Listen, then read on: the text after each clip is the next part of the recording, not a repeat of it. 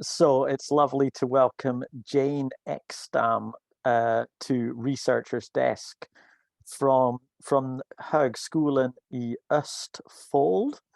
And Jane is going to talk with us about storytelling in the Anthropocene and the climate crisis.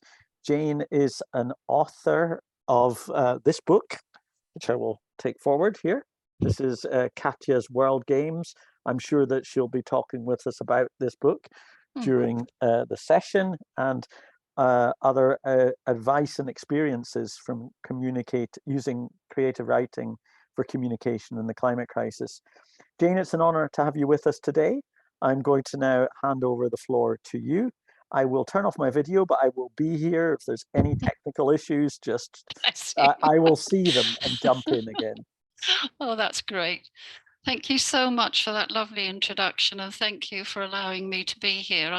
I feel it's a privilege to be able to talk about what you think is probably one of the most important things in my life. I should explain that I'm still working with master's students in Østfold in Norway.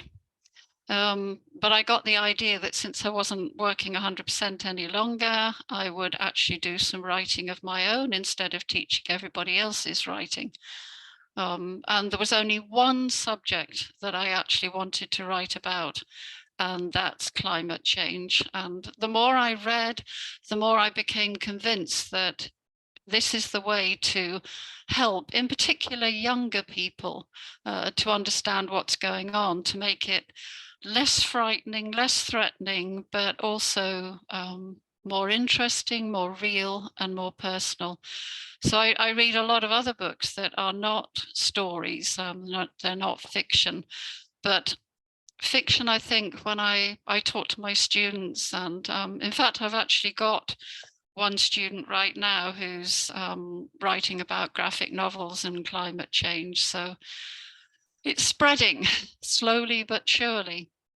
So I thought I would today just give you a few examples of some of the stories I've been working with, read, thought about, include in my own writing. I've just submitted a chapter on climate change and fiction with a group of researchers at my university, and I'm awaiting the result, but I won't talk about that too much. So let me move on.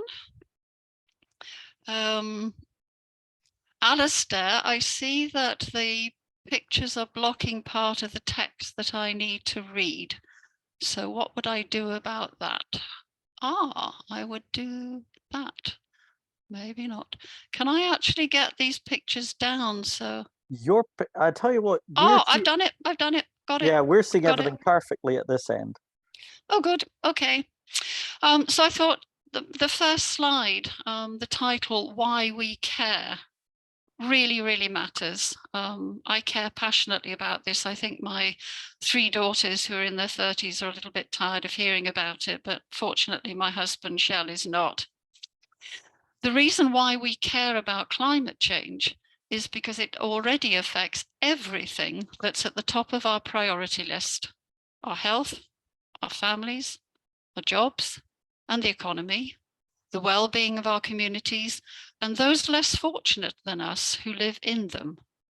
To care about a changing climate, we don't have to be a tree hugger, although actually I have to say my protagonist in my trilogy is a tree hugger, or an environmentalist, though it certainly helps.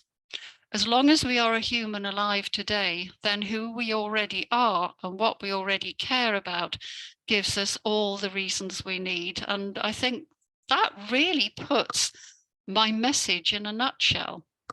So Catherine Hayhoe, who's written How to Talk About Climate Change, that's one chapter, I think she makes a lot of sense here. We all need to care. We all need to see this as something that affects us. And those of us who have children or grandchildren, I think it becomes even more important. So human stories then, well, they're more powerful. Human stories are more powerful for inciting action than counting carbon or detailing melting glaciers. We must challenge the idea that some life matters more than other life. This means creating more stories that center the experiences of human beings, showcase solutions, activate our human empathy, and help us usher in another world view. I try to talk about this with my students sometimes, and I think some of them understand this. We do understand what's going on in one way, but it's got to be more than that. It's got to come into us. It's got to be emotional. We've got to feel it, not just see it, not just look at statistics or horrendous pictures that we see sometimes. It's about us, and we must feel that it's about us. And I think one of the writers who does this very well is Ursula Heiss, who argues that biodiversity, endangered species, and extinction are primarily cultural issues, questions of what we value and what stories we tell, and only secondarily issues of science. Well, that sounds like she's being a little bit denigrating and that science is not so important. Of course, she's not. But what she's trying to get over in this wonderful novel, which I'm sure some of you have read, is that this story is our story. It's all about what we care about, what we want to keep.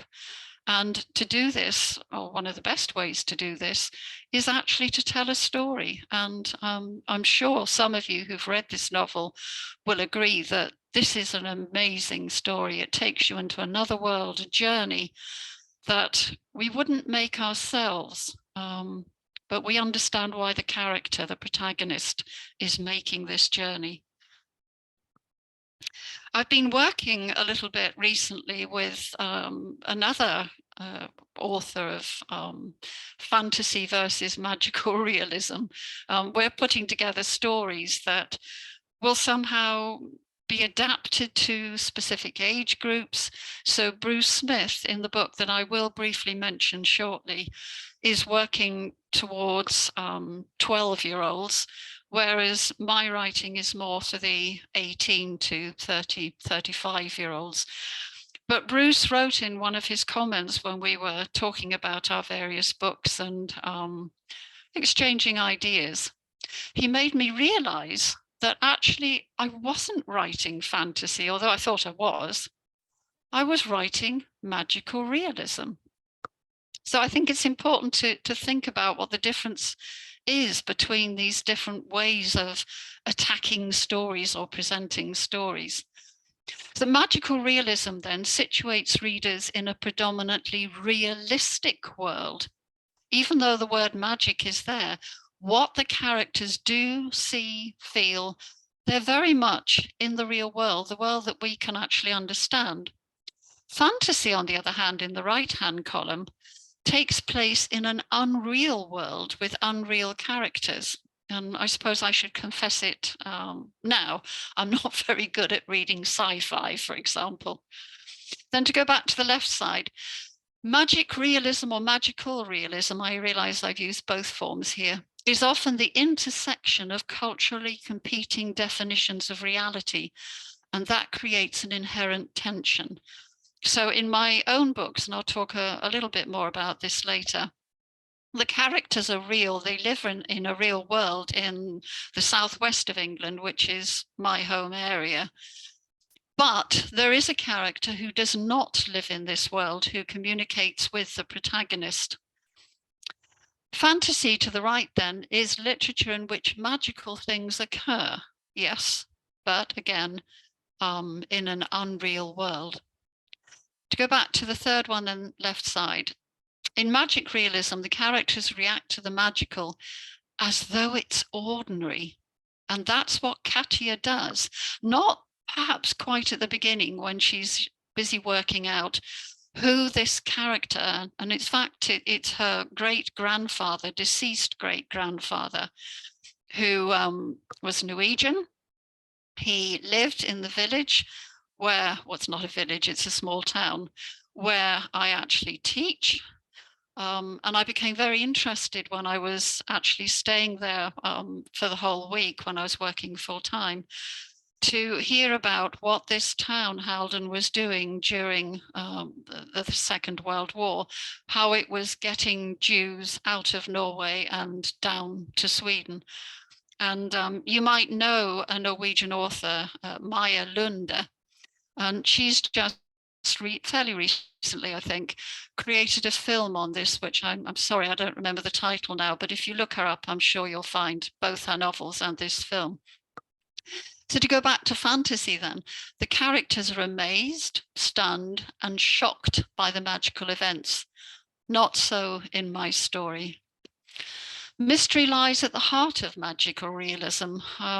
Yes, there are lots of things that happen that we can't really explain in the real world, and Katja certainly can't.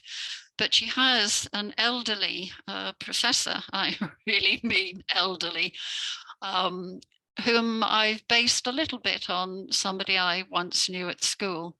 And this professor gives her a lot of information that helps Katja understand how and why she is going to turn the tables and battle against climate change. I don't want to say too much, otherwise you won't read the books. In fantasy, the magic is orderly and even predictable. Rules apply. But there are no real rules in Katja's world.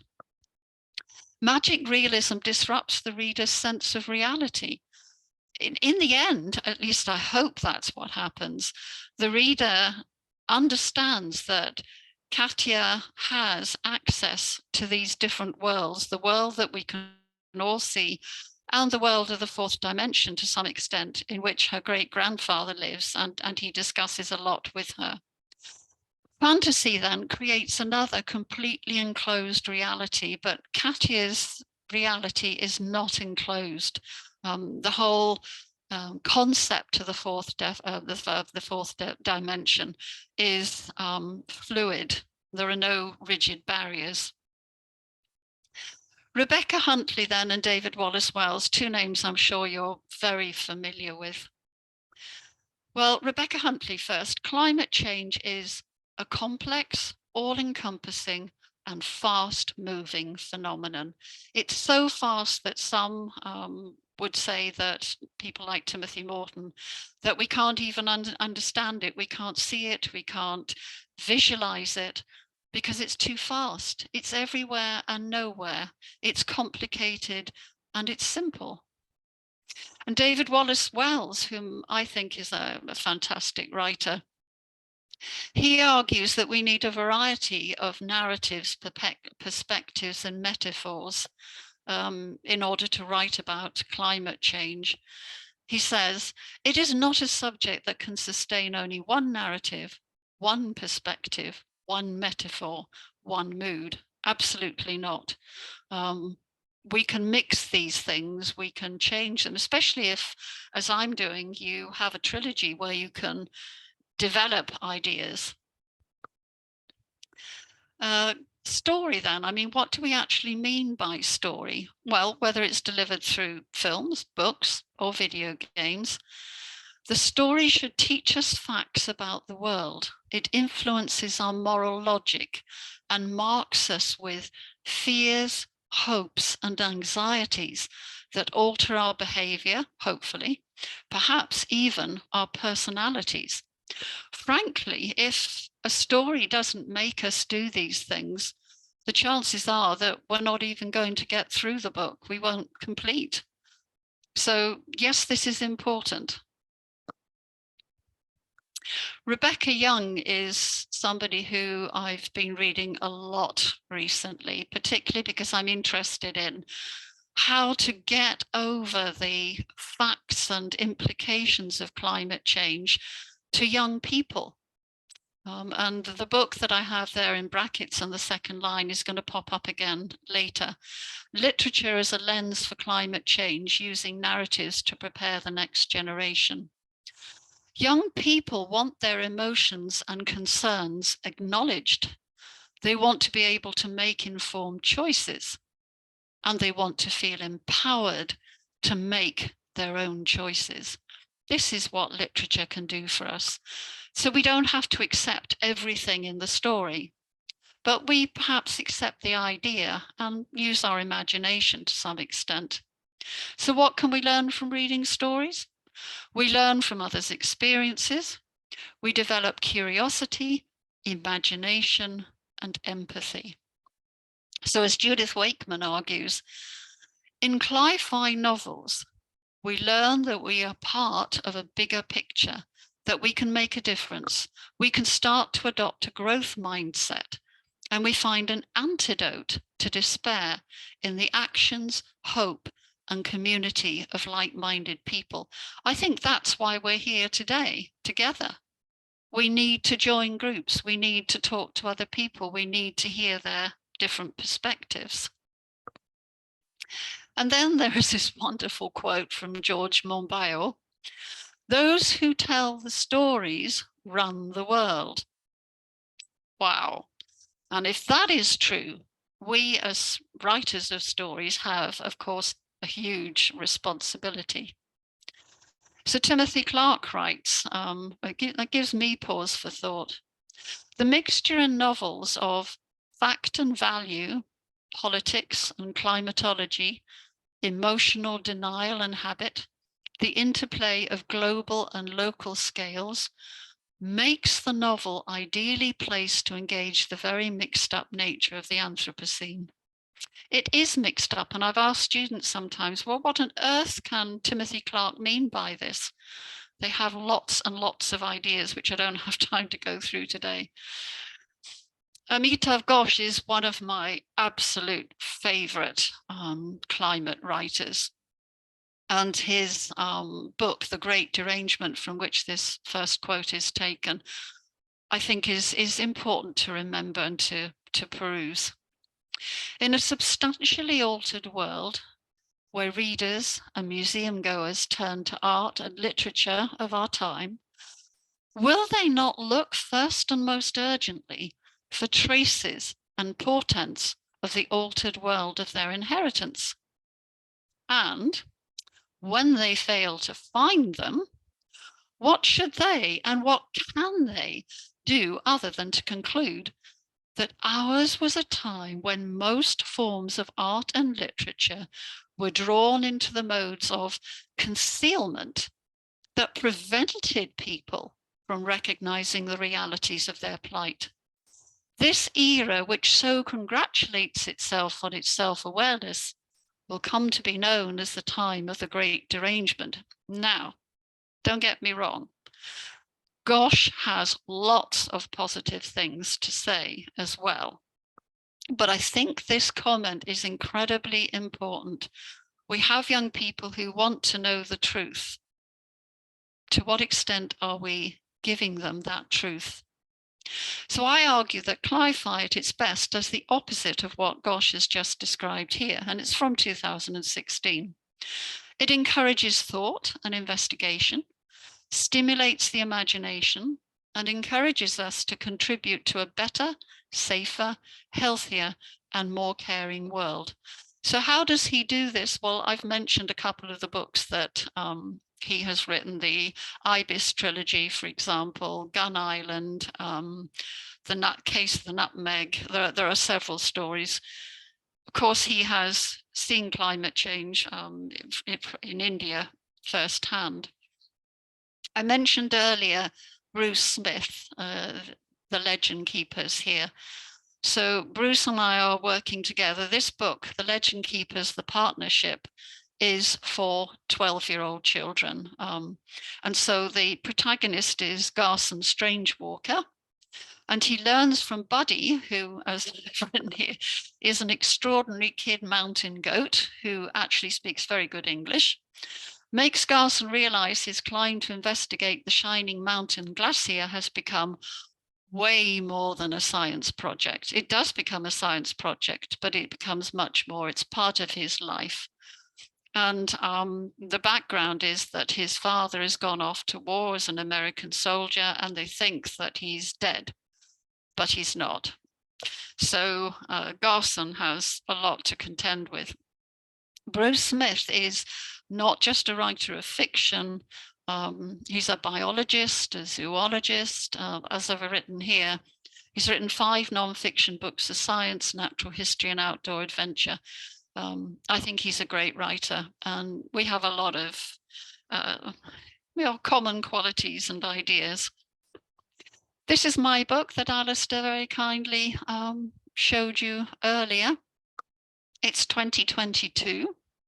What can 6 students at a university in Bath, England, do to turn the tables and save the earth from imminent destruction? Who will be saved? Is technology the solution or our downfall? The past and present are intertwined as the 6 students from China, Iran, Northern Ireland, Norway, the Gambia, and the USA try to make sense of their world and save what can be saved. And I'm sure that you react immediately when you see this peculiar combination of countries, but actually there's a reason behind it.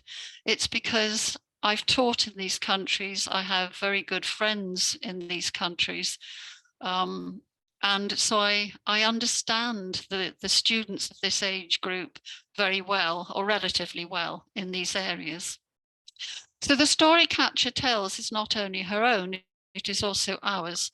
It is a story of fear, despair, and anger, but also of hope and love.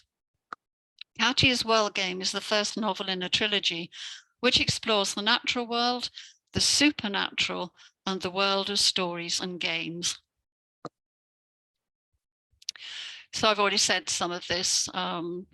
The trilogy itself spans the years 2022 to 2039. So it's great fun because you're constantly looking at new or reading new articles, looking at and reading new books. And fortunately, my husband shares the same interest, so he gives me things that he's spotted as well. Book 1 is already out on Amazon and various other sites, and book 2 has got stuck in the customs in Sweden at the moment. The proofs that I need to read, the printed proofs, but I hope either the end of this month or next month, book 2 will be out, and hopefully book 3, December 2023. I'm busy going through my editor's comments at the moment. It's great to have a fantastic editor.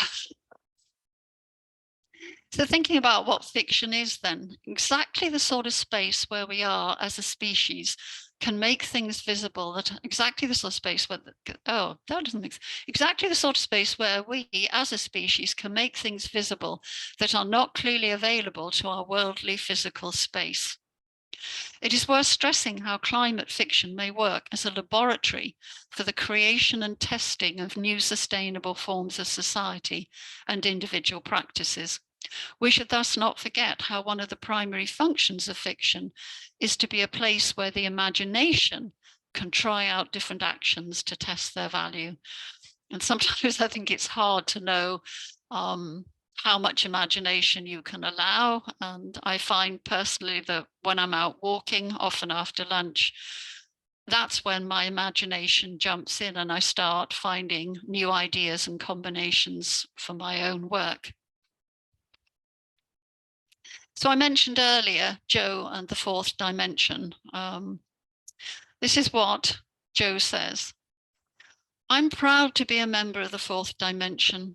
People are so skeptical about spirits, but there's nothing strange about us. It's true, not everyone has the ability to believe in spirits, but Katja has.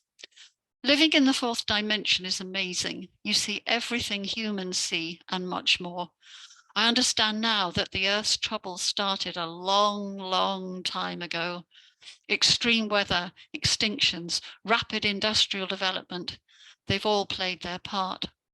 My father used to talk to me about this and about the price of taking too much from the Earth, a price that Katja and her generation now have to pay. So this is Yo, who is a spirit. There is one place in the whole wide world where he can appear to Katja in physical form. And that, of course, is in Halden, where he was born, where Katja was born, and where I teach. I do read a little of Kim Stanley Robinson, probably not as much as I should. Fiction, but anyway, he says, fiction is how we organize our knowledge into plots that suggest how to behave in the real world. We decide what to do based on the stories we tell ourselves. So we very much need to be telling stories about our responses to climate change and the associated massive problems bearing down on us and our descendants. He wrote this in 2015. I'm sure many of you read most of his novels. Doyle Shackelford argues that fictional stories are different from real life because they are sharper, neater, and perhaps more dramatic. I'm not sure about that. Perhaps that's true. That would be a great subject for debate. She also claims that fiction is a lie that helps us realize the truth. I think that's a wonderful statement. Fiction is a lie that helps us realize the truth. And it's taken or adapted from Pablo Picasso's art is a lie that helps us to realize the truth. Well, fiction is art. So back just very briefly as I'm coming to an end. Katja and her friends, her 5 friends, are playing a difficult game, a game that involves the whole world. I should explain that in the second novel, the 6 students together create a climate change game, a video game that is very popular, very successful, and has entailed an awful lot of reading and understanding of what is actually happening to the world. So to make this clear in book 2, Katja's World Game, The Understory, the students create a computer game about climate change. This game requires knowledge of technology, AI, and cyborgs. It also requires a vivid imagination, as it is a product of magical realism. The game makes clear the importance of making the right choices to save the Earth. It emphasizes the importance of togetherness and of accepting responsibility and the urgency of the situation of the Earth. So trying to sum it up, the word game is very important throughout the trilogy. Game in my trilogy is thus a game to play and a game to live. The dividing line is sometimes very thin, as is the relationship between the 3 dimensions on Earth, length, breadth, and width, and the 4th dimension, time, which includes spirituality, an important element of magical realism. So we have to be able to accept that the real and the fictional come together. And it's a kind of game. There are stakes, there are rules. You can win, you can lose, you can take part as much as you like or as little as you like. Game is an important aspect of my work. I'm only going to go through this very, very quickly, but Per Espen Stoknes, a Norwegian psychologist, appeared on Swedish television about a year ago. And he started talking about what he calls the 5 Ds. And I suddenly thought, wow, this is amazing to be able to sort of categorize what area or what problem we have with our relationship with the climate. Why is it that we don't always accept that things are as bad as they are? And so Stoknes says this, his first D is distance. So it may be that we can't see climate change. It feels distant from everyday concern. So maybe it doesn't exist. Maybe it's not for real. Or there's doom. The doom and gloom of climate change makes us feel helpless and we disengage. I certainly think that's the case among a number of my students. Dissonance. We deal with guilt about our contribution to climate change by rationalizing our behavior. I can give a personal example. I used to fly a lot. I used to go to a lot of countries for short-term teaching periods. But last year I decided that no, can't do that anymore. But then I've got a daughter who lives in England. So I try to combine a visit to my daughter with a conference. This year it'll be in Liverpool for me. But one bit of me says, yeah, it's not right anyway, Jane. You're just rationalizing. It's not really true. Denial is our last defense against fear and doubt. Denial is rarely the result of ignorance. I have a professor who was actually my supervisor at Lund University when I was doing my PhD. And she is in denial. And it can't be through ignorance, because she is one of the most widely read people I've ever met. So denial. And then this is pushing it a bit, but identity. We filter news and information through our identity, rejecting ideas that challenge our existing values and notions.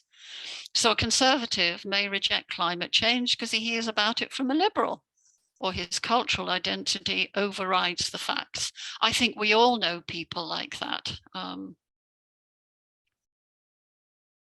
So barriers or not, we are all storytellers and or readers. So as storytellers, our gift to the globe lies in the what ifs.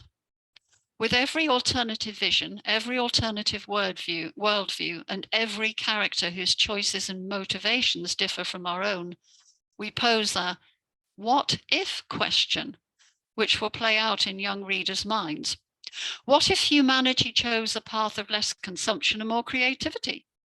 Not a backward step, but a dancing, leaping towards living in the world rather than dominating it. Imagine wild spaces, green spaces, blue spaces. Imagine room to breathe. I just think that's wonderful.